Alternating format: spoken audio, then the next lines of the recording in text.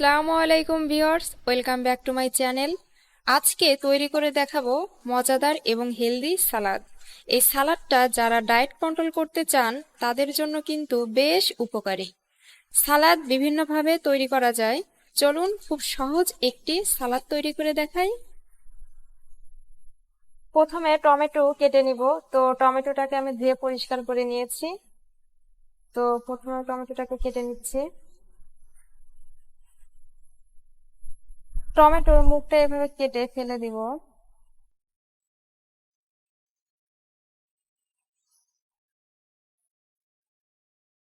Tomato গুলো এখন আমি ছোট ছোট করে কেটে নিব।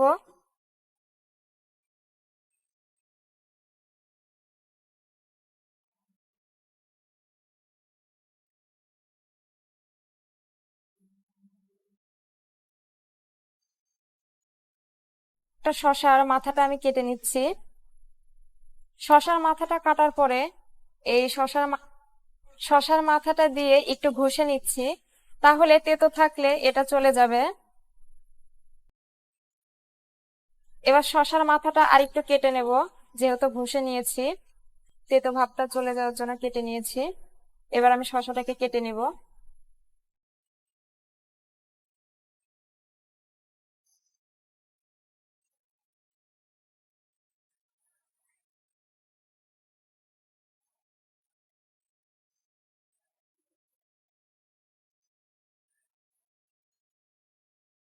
এবার একটা গাজরকে কেটে নিচ্ছি।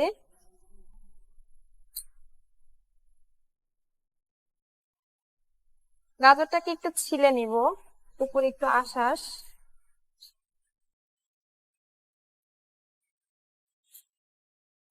এবার আমি গাজরটাকে কেটে নিব সেম ভাবে।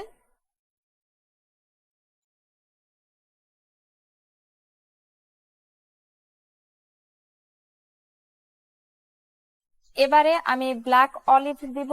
ব্ল্যাক অলিভ গুলো একটু কেটে নিচ্ছি।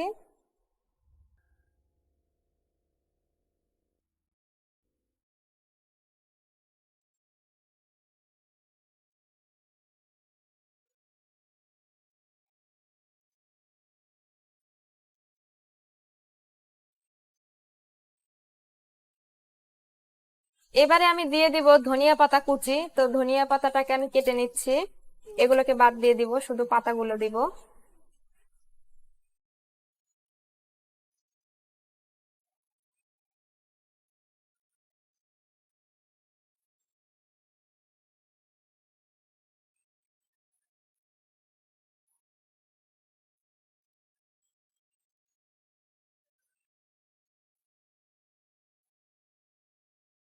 পেঁয়াজটাকে কেটে নেব।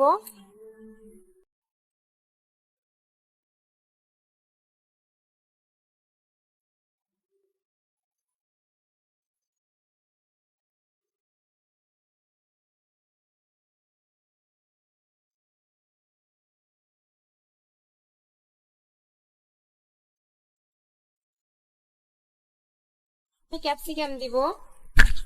তো ক্যাপসিকামটা আমার গাছের, আমি এখন গাছ থেকে ক্যাপসিকামটা তুলে নিয়ে আসব।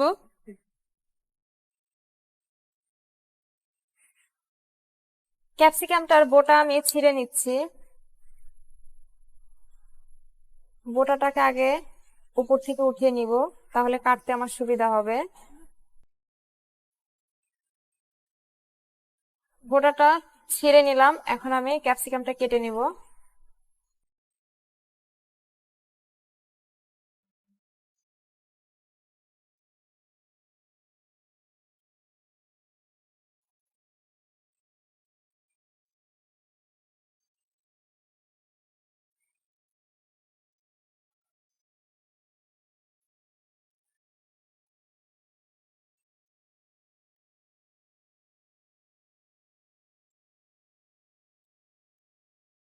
এবারে দিয়ে দিচ্ছি এক 1 টেবিল চামচ পরিমাণ অলিভ অয়েল। দিয়ে দিচ্ছি ½ চা চামচ পরিমাণ গোলমরিচের গুঁড়ো,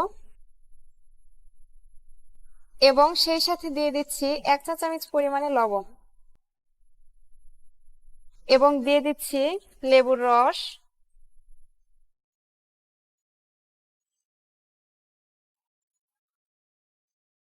একটা লেবুর এরকম অর্ধেকটা পুরোটাই কিন্তু চিপে দিতে হবে। এবারে সবগুলো উপকরণকে খুব ভালোভাবে মিশিয়ে নিব। আপনারা চাইলে কিন্তু অলিভ অয়েলের পরিবর্তে সরিষার তেলটা ইউজ করতে পারেন, তবে সরিষার তেলের চেয়ে অলিভ অয়েল দিলে টেস্টটা একটু বেশি আসে। হয়ে গেছে, এবার আমি সার্ভ করে দেখাচ্ছি। আমার সালাদ কিন্তু তৈরি। বাসায় তৈরি করলে বুঝতে পারবেন সালাদটা কতটা টেস্টি এবং হেলদি। ভিডিও ভালো লেগে থাকলে অবশ্যই লাইক, কমেন্ট এবং শেয়ার করতে ভুলবেন না। পরবর্তী রেসিপি নিয়ে আবারও হাজির হয়ে যাব। আল্লাহ হাফেজ।